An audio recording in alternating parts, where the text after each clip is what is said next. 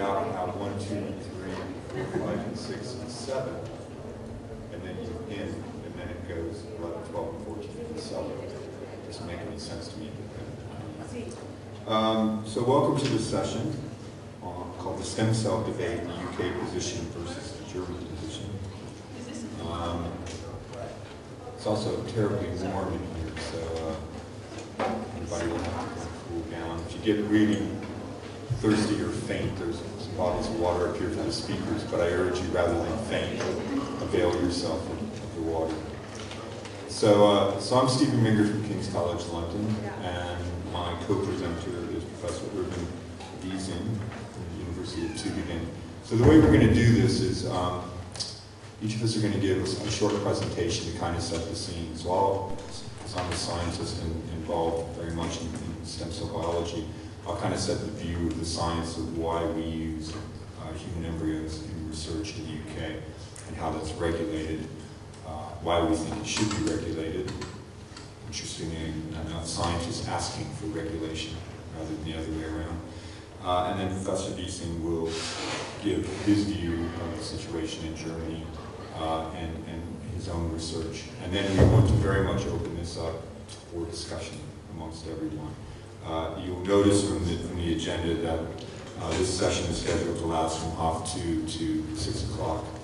I don't know about you, but the pub opens at 5, and 3.5 hours in bioethics and science of stem cells might be a little bit much even for me. So we're happy to let this go as long as people are interested.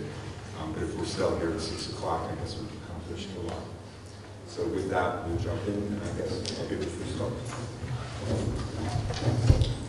Yes, and I would like to introduce Stephen in a few words. He is senior lecturer at the King's College in London, United Kingdom, and his main research area is stem cell biology and therapeutic application of stem cells. Stephen, the floor is yours.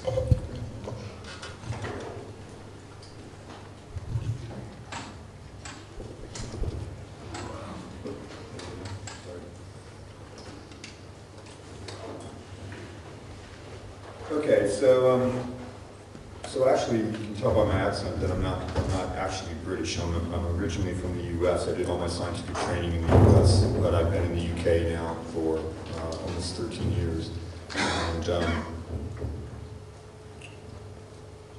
I have greatly benefited, I have to say, being a stem cell biologist, being in the U.K. versus staying in the U.S. So I think I'm in kind of a unique perspective because having done my scientific training in the U.S., I kind of realized what the situation is like for my American colleagues, and I think the UK really represents a counterbalance to that in terms of clarity, pragmatism, and regulatory oversight. So I'll talk really about why we want to use stem cells, both stem cells from adult tissues as well as embryonic stem cells, kind of for both research and for therapy, and talk about it really in the context of the UK regulatory environment. So first off, to say that there's a wide diversity of stem cell sources. Years ago, back in the early 90s, we started isolating stem cells from fetal tissue. And this was based predominantly on the pioneering work that had been performed in Lund, Sweden, using human fetal tissue for transplantation in patients with Parkinson's disease. And although this therapy works really well if you can obtain the 10 or 15 early stage